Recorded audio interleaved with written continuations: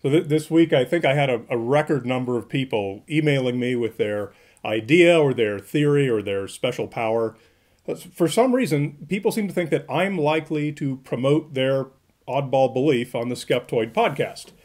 In fact, that probably couldn't be further from what Skeptoid's about. Nevertheless, I hear from these people all the time. They always want me to do the work that they should have already done themselves to truly scrutinize their belief.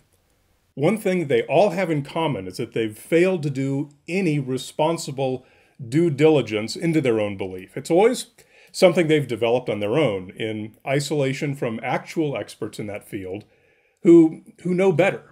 And if they've done any testing, the testing was always set up to give themselves the highest chance of success. So basically, they've done all the wrong things and none of the right things. So if you are thinking of emailing me your new idea, your special ability, the new branch of physics you believe you've invented, whatever it is, I want to give you two pieces of advice. Two things you should do before talking to me. First is to disprove it. Do whatever you have to do to force yourself to fail.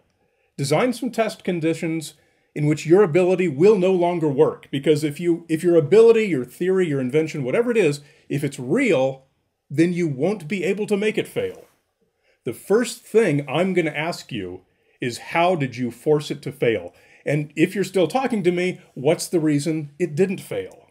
The second, follow my 3 C's. And these are the 3 steps that I cover in my film Principles of Curiosity, which is here on YouTube. The 3 C's are challenge, consider, and conclude.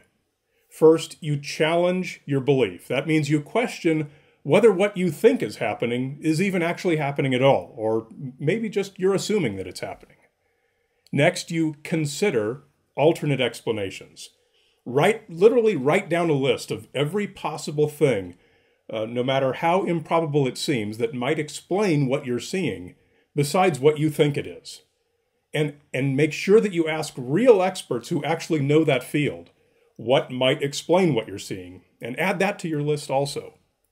And then finally, once you've done those 2 things, challenge, consider, you conclude.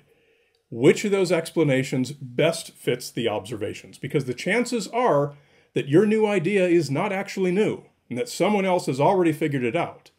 And that explanation is out there somewhere if your research was good enough to find it. Challenge, consider, conclude. So with all that said, don't email me until you have the answers to all these questions. First, tell me how you tried to disprove it. And second, tell me what happened when you applied the 3 C's. I'm Brian Dunning from Skeptoid.com.